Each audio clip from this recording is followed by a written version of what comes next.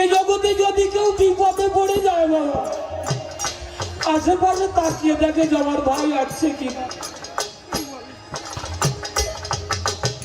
যদি ভাই আসে তাহলে দ্বিগুণ শক্তি বেড়ে যায়। আর এই জগতে যার ভাই হারিয়ে গেছে, ওরে দয়া,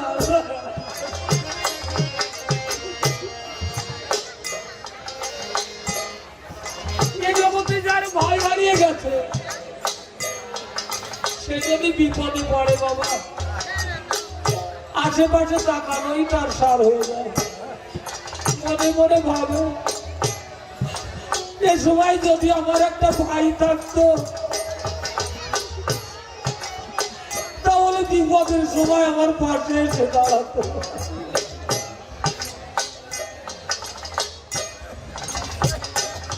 ওরে দয়াল আমার,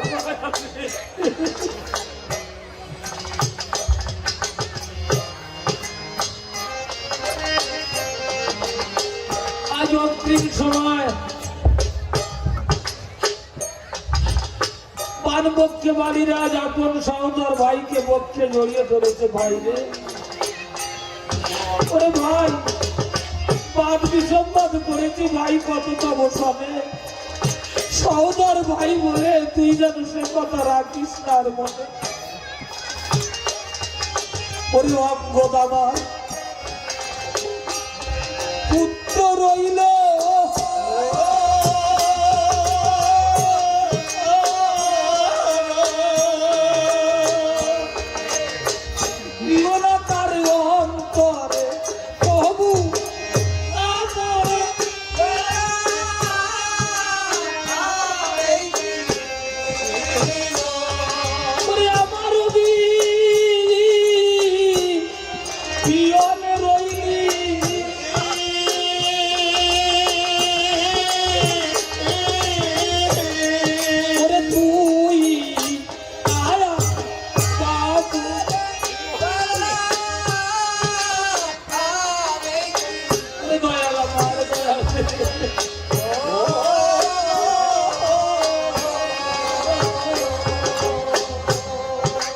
বলছে ভাই রে, অঙ্গদ আমার পুত্র রইল, তার অন্তরে কবু দিও না তাপ, আমার বিহনে রইলি তুই তার বাপ।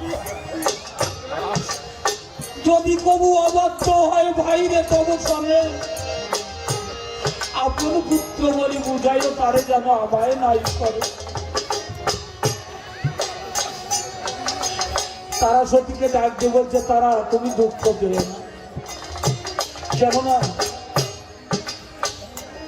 আমার কোন জন্মে বোধহয় কোন শক্তিটি ফল ছিল, এই জন্মে আমি দয়াল রামের চরণ দর্শন করি।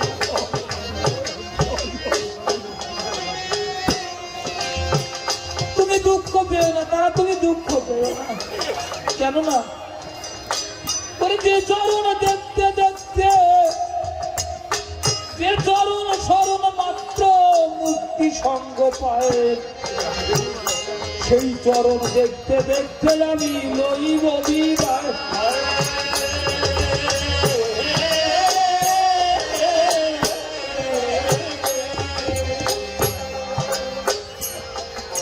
দুঃখ করো না তারা দেবী, তুমি দুঃখ করো না। কীর্তিবাস পণ্ডিতের অমৃত লহরী, রামচরণ আরোহী বাণী গেল ভব পারে।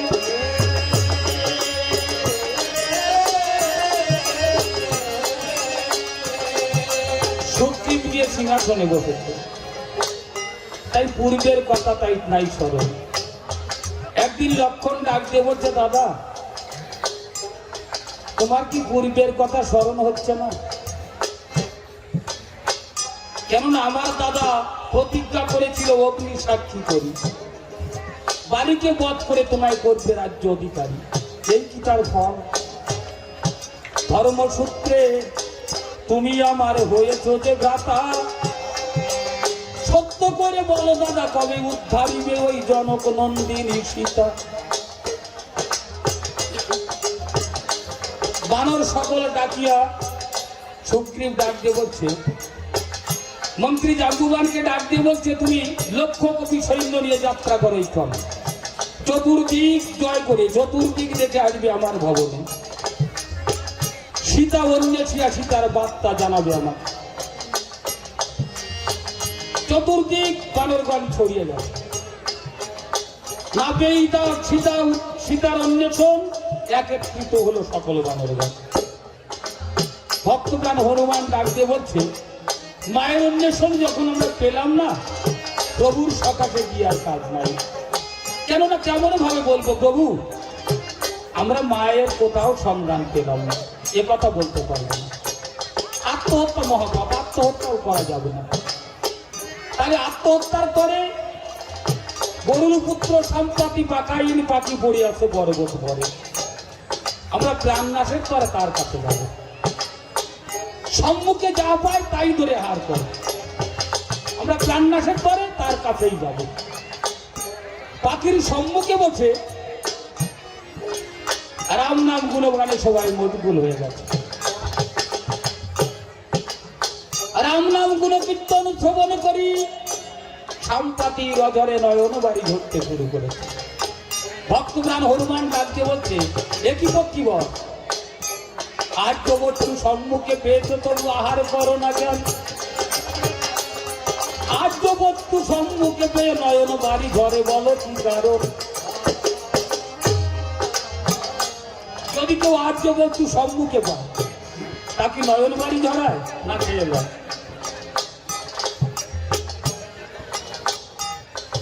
গরুর পুত্র সম্পাতি বলতে আরম্ভ করেছে তার পূর্ব বৃত্তান্ত কাহিনী।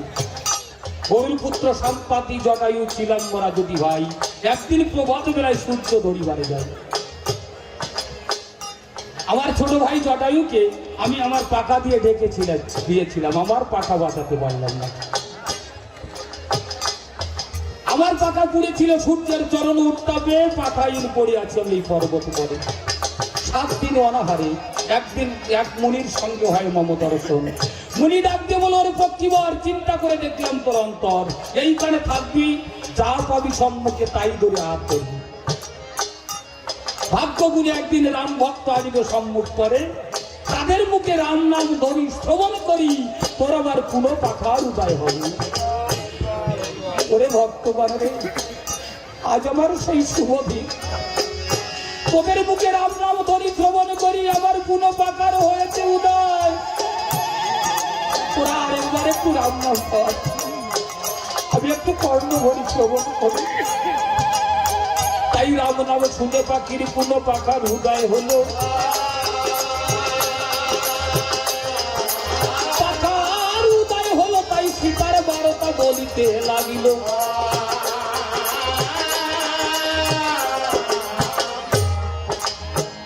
ডাক দিয়ে বলছে, ওরে ভক্তরা, তোরা গিয়ে সীতার অন্বেষণ করে সাগরের ওপারে গিয়ে, এবার পাবি না। আমি এই পর্বত বাড়ি বসেছিলাম, আমি দেখেছিলাম একটি কচি কন্যাকে জোর করে রাক্ষস রাবণ রাজা ধরে নিয়ে যাচ্ছে। কি করব, আমার কিছু করার ছিল না। আমি পাখাইন পড়ে আছি, তাই আমি কিছু করতে পারলাম না। তোরা যদি মায়ের সন্ধান পেতে চাও, তাহলে সাগরের ওই পারে যা করে। সবাই এসে সুগ্রীব সদনে ডাক দিয়ে বলেছে, আমরা কোথাও মায়ের অন্বেষণ পেলাম না, তবে এবার অনুমতি পেলে পরে সাগরের পারে যাবো। ডাক দিয়ে বলছে,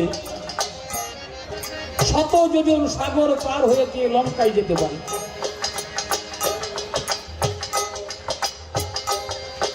নল বলছে, আমি যেতে পারি 50 যোজন, 100 যোজন যাওয়ার কায়দা আমার নাই। কোথায় কেউ 50, কেউ বা 60, আর কেউ বা পারে 80, যাইতে পারে না কেউ আর 90 যোজনের বেশি। 90 যোজনের বেশি কেউ আর যেতে পারছে না। কটক মন্ত্রী জাম্বুবান ডাক দিয়ে বলছে, তোমরা কেউ যেতে পারবে না, একমাত্র আমাদের ভক্তপ্রাণ হনুমান ছাড়া সাগরের পারে যেতে পারবে না। আর কেউ, একমাত্র পবনপুত্র হনুমান যেতে পারবে। কেননা তোমরা হনুমানের জন্ম বিবরণ জানো না, আমি জানি। প্রকাশ করছে হনুমানের জন্ম বিবরণ। তাহলে শোনো, অষ্টাদশ মাস গর্ভ মা যখন ছিল, একদিন অমাবস্যা তিথিতে হনুমান জন্ম নিয়েছিল। জন্ম নিয়েই মায়ের কোলে অগ্নি স্তন করে পান। যেমন সময় লাল সূর্য গগনে উদিত হন, রাঙা ফল জানে হনুমান পরিবারে যাবে। লম্প দিয়ে হনুমান অগ্নি উঠিল উপরে।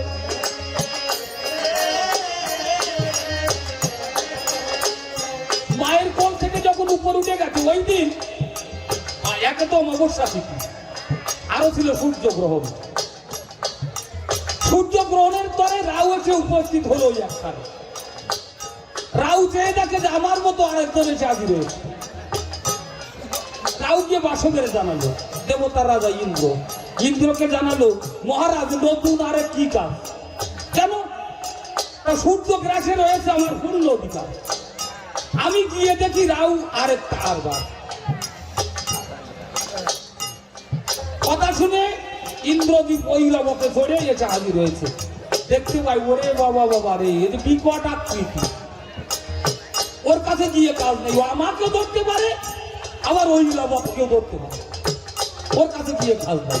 তাই দূর থেকে বজ্রাঘাত করলো হনুমানের মাঠে। মৃত্যু প্রায় পড়িল না অঞ্জনার কোলে। অঞ্জনার কোলে মৃত্যু প্রায় হয়ে পড়ে গেছে। অঞ্জনা মৃত পুত্র কোলে নিয়ে পবন পবন বলে যাচ্ছে। পবন পবন বলে মাতা তখন ডাকিতে লাগিল, আসি আছে পবন দেব অমনি উপস্থিত হতে। রাজ্য বলছে, পবন দেব, পবন পুত্রের মৃত্যু দশা দর্শন করো নিজ চক্ষে। দেবতারা মেরেছে তাকে বিনা কারণ। আমার হনুমান কোনো দোষ করেনি, কিন্তু দেবতারা তাকে মেরে ফেলেছে। পবন এসে দেখতে পাই পুত্রের মৃত্যু দশা থেকে ডাক দিয়ে বললো, আমি ধরায় বইব না, এই ধরায় আমি থাকবো না। দেখি দেবতা কেমন করে বাঁচে আমি দেখতে চাই। মনে মনে চিন্তা করলো, তাই ধরা বাঁচে বইব না, এবার দেবতারা কেমন করে বাঁচে আমি সেইতে দেখতে চাই।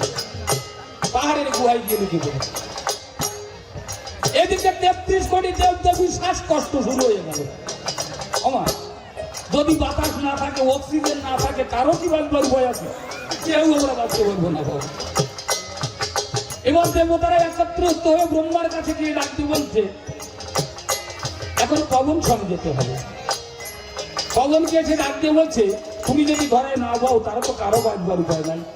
পবনদেব ডাক দিয়ে বলছে, বিনা কারণে মম পুত্র বধ করিবে কেন? পুত্র না বাঁচিলে ধরায় আমি বইব না পথে। এ পুত্র যদি না বাঁচে আমি ধরায় আর বইব না। তাই দেব পঞ্চাননের কাছে সকলে আজ্ঞা দিল, পঞ্চাননের আশিস নিয়ে হনুমান ফিরে গেল। সব দেবতারা পঞ্চাননের মনে ভাবছিল যে তুমি থেকে হনুমানকে বাঁচিয়ে দাও। তাই 33 কোটি দেবদেবীর বরে হনুমান হইল গুণধর। এই তো তোমরা শুনলে হনুমানের জন্মের বিবরণ। তাই বলছি, একমাত্র হনুমান ছাড়া সাগর পাড়ে যেতে পারবে না আমরা। একমাত্র আমাদের পবন পুত্র হনুমানই যেতে পারবে। বাবা আর কতটুকু সময় আছে কও না?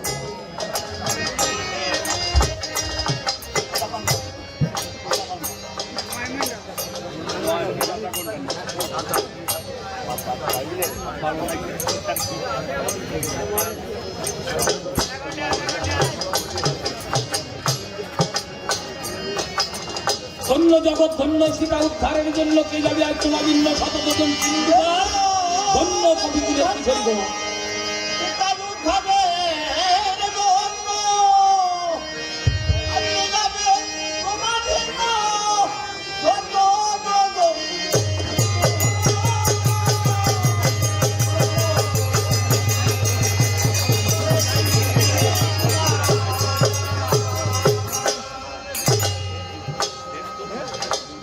Hey! Just রাম ভক্তবৃন্দ, শ্রেণীভেদে আমার প্রণাম এবং স্নেহাশিস রইল। আজকের এই রাম নাম মঞ্চে যারা মঞ্চস্থ করেছেন, সম্পূর্ণ নূতন আঙ্গিকে পালা এবং গায়কের উপরে একটা নূতন কাজে এই অনুষ্ঠান হচ্ছে।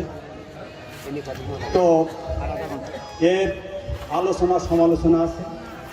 তো আমরা ইতিমধ্যে একটা পরিদর্শন বই আপনাদের সামনে উপস্থাপন করেছি, আমাদের অতিথি গেটে রাখা আছে।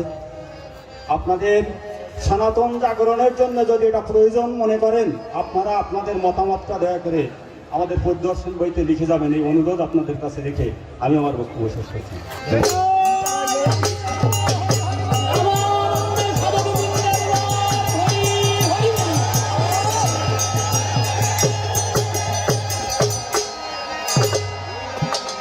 রাম নাম স্মরণে বীর তখনে উঠিল ধন্য,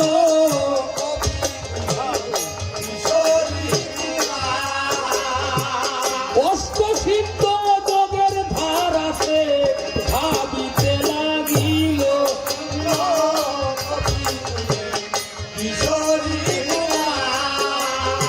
পবন নন্দন মনে মনের ভাবে সাগর হইবেন পার ধন্য,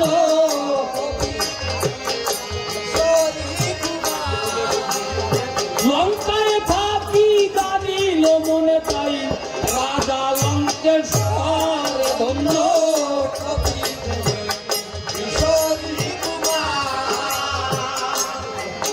মহাজ্ঞানী রাবণ বাবা মনে মনে চিন্তা করতে হনুমান আসছে, লঙ্কা ভুবন তা তো সন্দেহ কিছু নাই।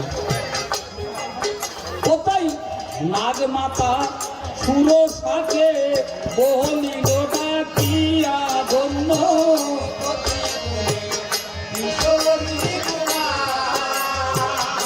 নাগ মাতা সুরসাকে ডাকিয়া আনিল,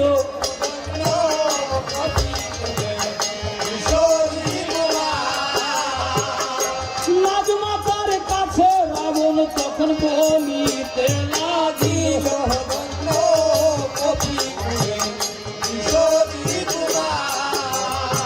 নাগমাতাকে ডাক দিয়ে বলছে, নাগমাতা তুমি রক্ষকুল রক্ষা করো। তো সুরসা সাবিনী রাক্ষস মূর্তি ধরি সাগর মাঝে গিয়ে দাঁড়িয়েছে, লম্ফ দিবে হনুমান যবে ওই সাগর পারে যায়,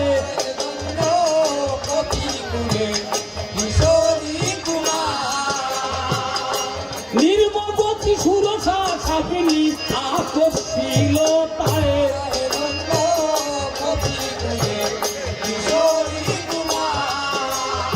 শূন্য পথে তাকে হনুমান দেখতে পায়, সুরসা সাপিনী তাকে নির্মবতী আকর্ষণ করছে, মনে মনে ভাবছে আমি একমাত্র রাম নাম ভিন্ন তো অন্য কিছু জানি না, আমি এই সুরসা সাবিনীর কাছে ছোট হতে যাব কেন?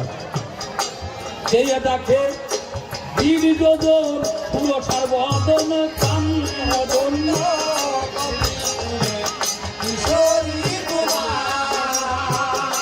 বীর যোজন দেও বাড়ালো বীর পবনের নন্দন,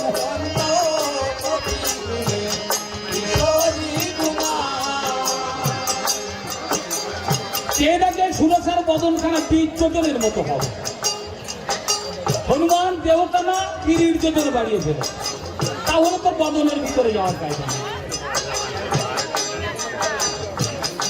বীর যোজন দেখিল যখন ওই সুরসার, আর বীর যোজন বীর হনুমান যখন দেহ বাড়িয়ে দিল,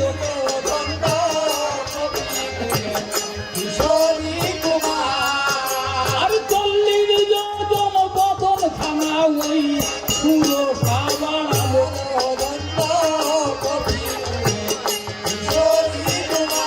এমনিভাবে পাল্লা চলছে। সুরসা ডাকতে বলছে, হনুমান আমি যে পথে দাঁড়াবো সে পথ দিয়ে কারো যাওয়ার অভাব নাই, কেননা এবার আমাকে ব্রহ্মা দিয়েছে, যে আমি যে পথে দাঁড়িয়ে থাকবো ওই পথ দিয়ে কেউ যেতে পারবে না। এমনি ভাবে পাল্লা চলছে। সুরছার বদনখানা যখন 95 যোজন দেখলো, হনুমান মনে মনে চিন্তা করলে যদি 100 যোজন দেও বাড়াই তাহলে তো লঙ্কার ওই পারে চলে যায়, তাহলে 100 যোজন বাড়াই আর কাজ নাই। সুরছা ডাক দিয়ে বলেছে, হনুমান তুমি আমার মুখের ভিতর থেকে যদি বেরিয়ে যেতে পারো তাহলে এই যাত্রা তুমি বেঁচে যাবে। তাই নকুল রূপে অর্থাৎ বেরির আকার ছোট্ট নকুল রূপে প্রবেশ করে ওই সুরসার বদনে,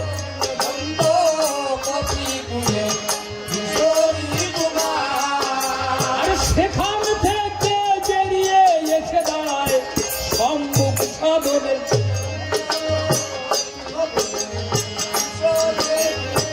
ডাক দেবে তুমি আগো, আমি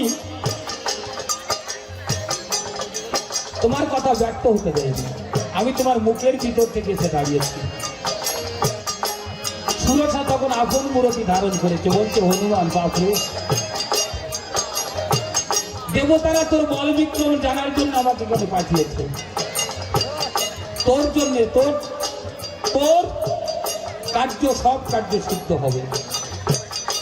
সেখান থেকে হনুমান অমনি করিল গমন, শিকারা কষির কাছে গিয়ে দিল দর্শন। আকাশ পাতাল হাত ধরে রয়েছে শিকারা কষি।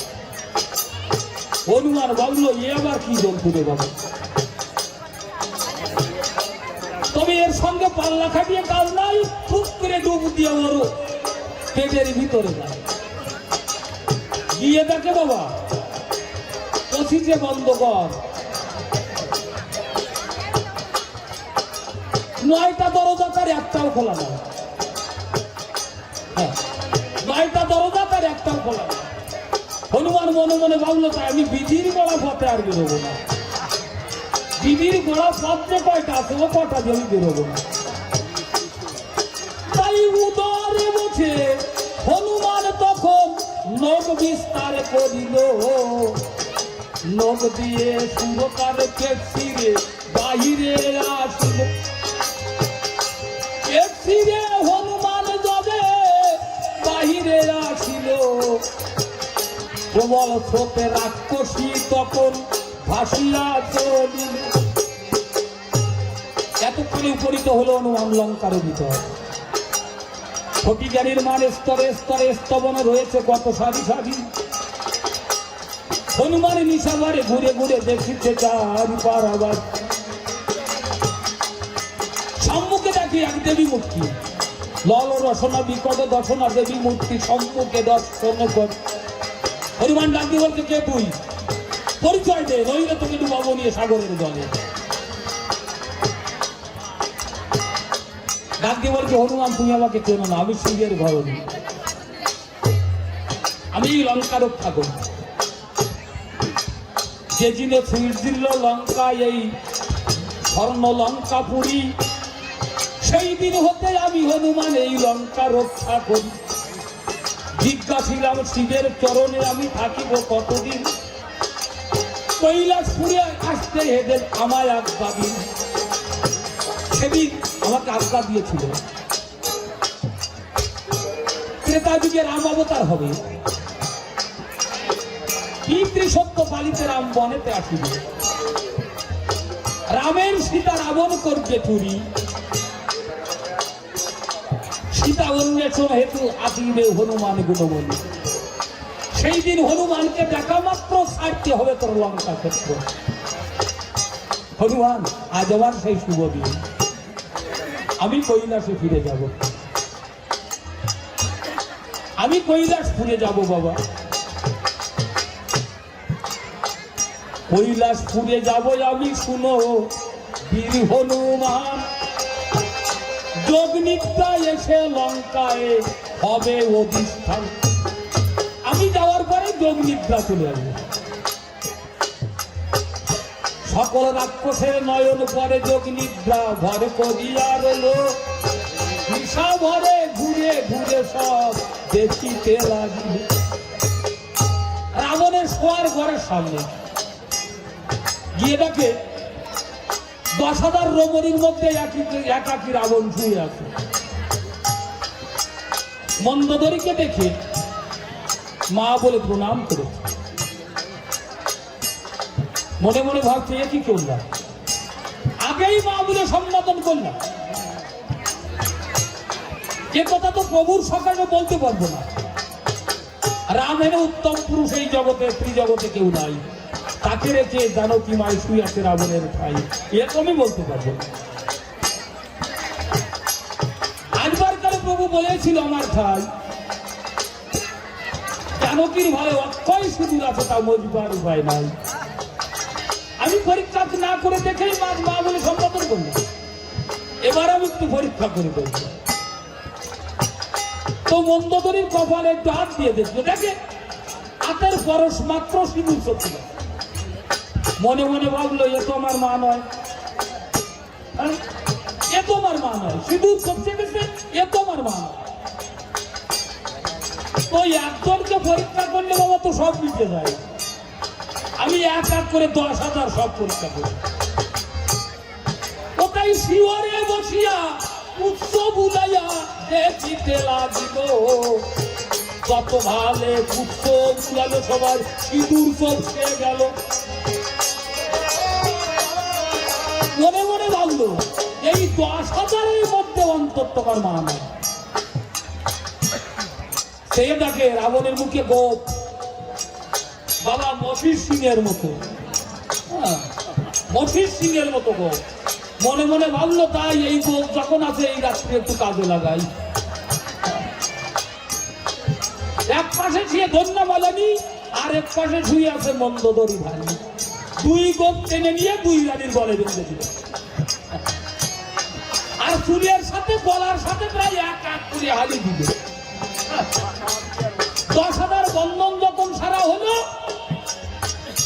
হনুমান ওখান থেকে বিদায় নিয়ে দেখে যে ফলের গ্রান আসে কমতে রে বাবা, এই একটু দক্ষিণ দিকে যাই, রাবণের রান্নাঘরের কাছে গিয়ে দেখে আহারে কত ফল সাজানো আছে রে। ফলের অভিলাষী হনুমান, ফল দেখলে স্থির থাকতে পারে নাকি তখন। ফল খেয়ে তারপর কি হলো, 14 মনে ছিল ফুল বাতাসা, ছেলের হাতে যাওয়ার একটা নাই। মধু ছিল অষ্টহারি, হনুমান খেয়েছে দিয়ে ফুল পুরি, মাছি করছে একটুও তাতে নাই।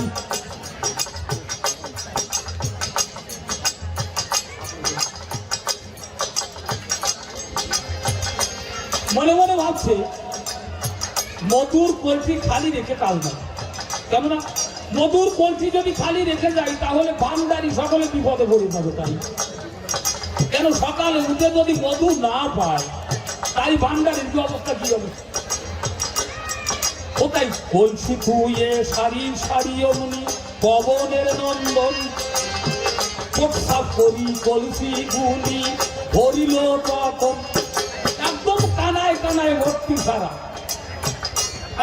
ভাবেন কানায় কানায় কলসি ভর্তি সারা, মধু যেমন মধু তেমন আছে। ভাবেন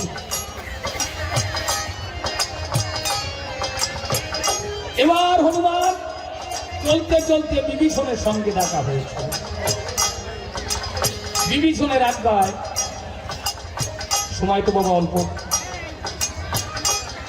বিভীষণের আজ্ঞায় এবার অশোক বনে গিয়ে উপস্থিত হয়েছে। ডাকতে বলছে মা গো, আমি সেই রামকিঙ্কর এসেছি নিতে মাতর সন্ধান। মা আমার ডাকতে বলছে না, আমি তা বিশ্বাস করি না। কেন না, প্রথমে দেখেছি তোমার এই নক্ষের আকার, এত বড় সাগর তুমি কেমন হলে পার, আর তুমি তো ছোট্ট, এত বড় সাগর পার হলো কি করে।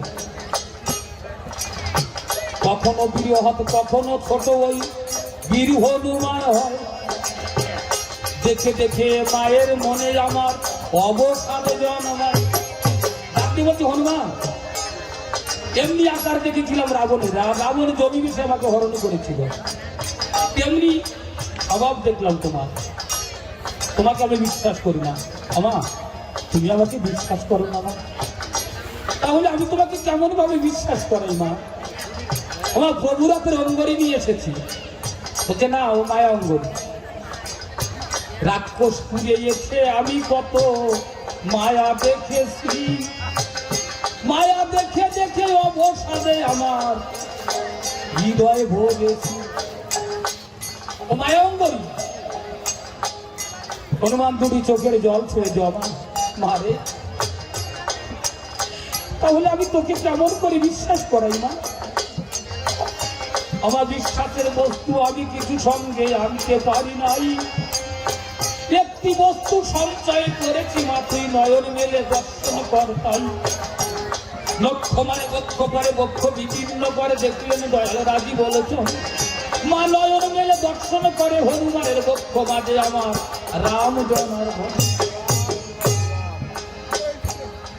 মা আমার ডাক দিয়ে বলছে হনুমান রে, সবাই আমাকে বলে রামের কমলিনী, ওরে তবু আমার প্রভুকে একদিন আমি বক্ষে বসাতে পারিনি। মা যখন কমল হস্ত হনুমানের বক্ষে গুলাইয়ে দিল, মুহূর্তের মধ্যে ক্ষত স্থানই বিলীন হয়ে গেল।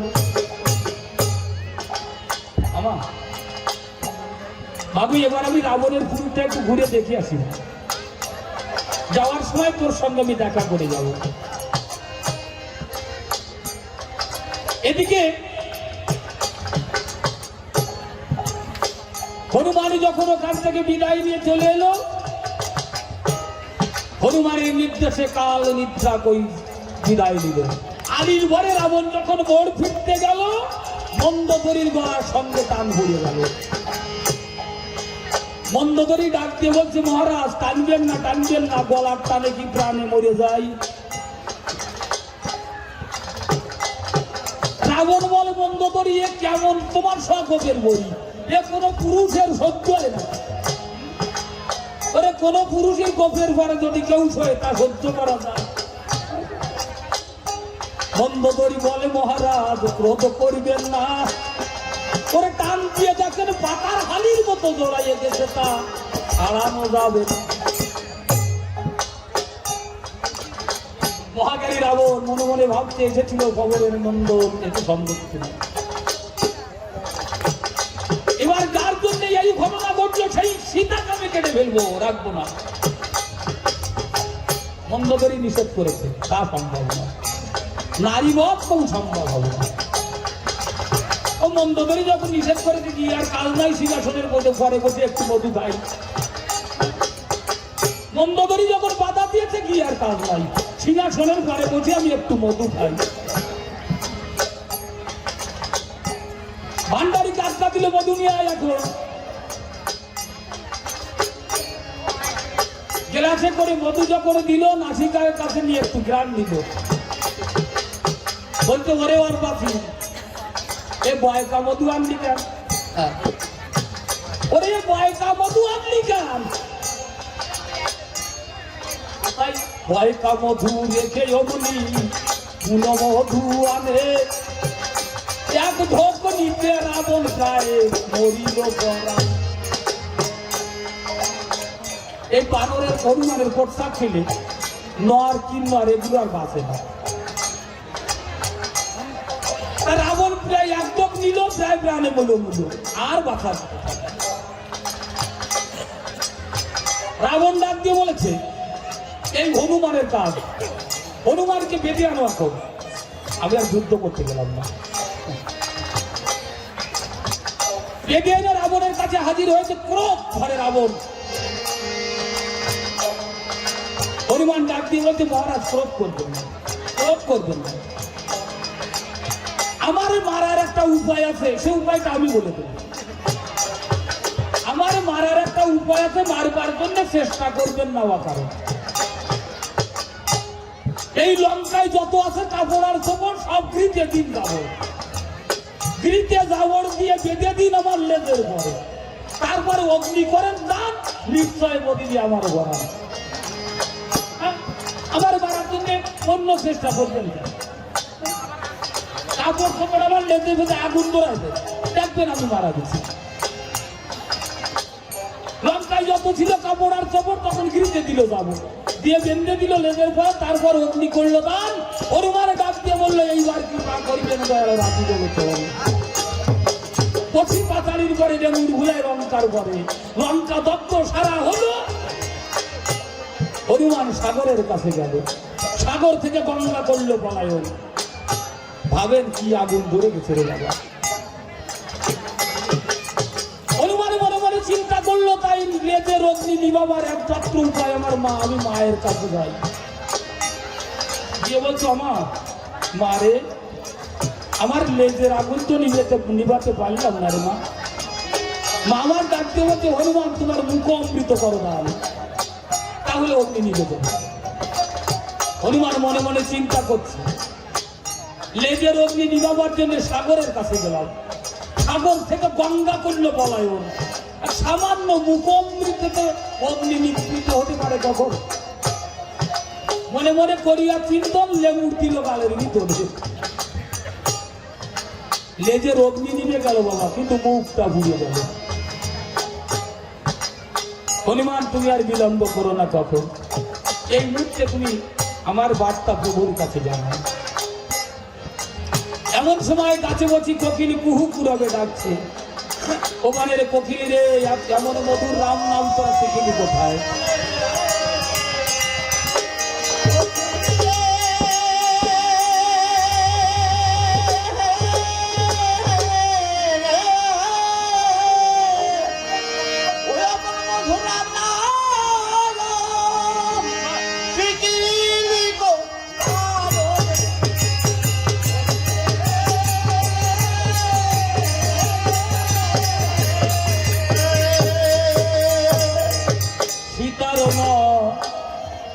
কমনি দিল হনুমানের পরে তুলিয়াছে বনের কোকিল,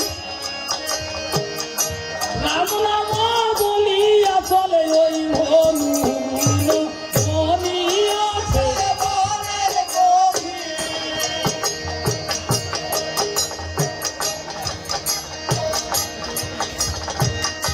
ধীরে ধীরে হনুমান যখন ওই সাগর পারে যায়, মুখ পোড়া দেখিল আমার ওই পবনে পুনয়মনি মাতৃ সদনে করিল গম। মুখ পোড়া কহিছে তখন ওই মায়েরই সদন।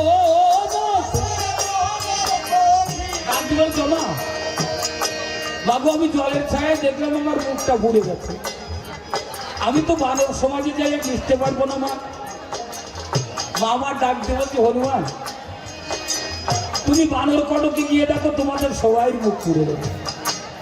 সবাই এই কারণে বলে, একসঙ্গে যদি যে সাধুরা চলে, এক সাধুর যদি মুখ পুড়ে যায় আর কয়জন বাকি থাকে না, ওই সাথে মুখ পড়ে।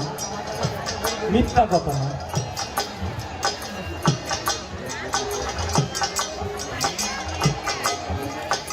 আরে অমৃত বাগ ভাঙিল হনুমান লঙ্কাতে আসিয়া,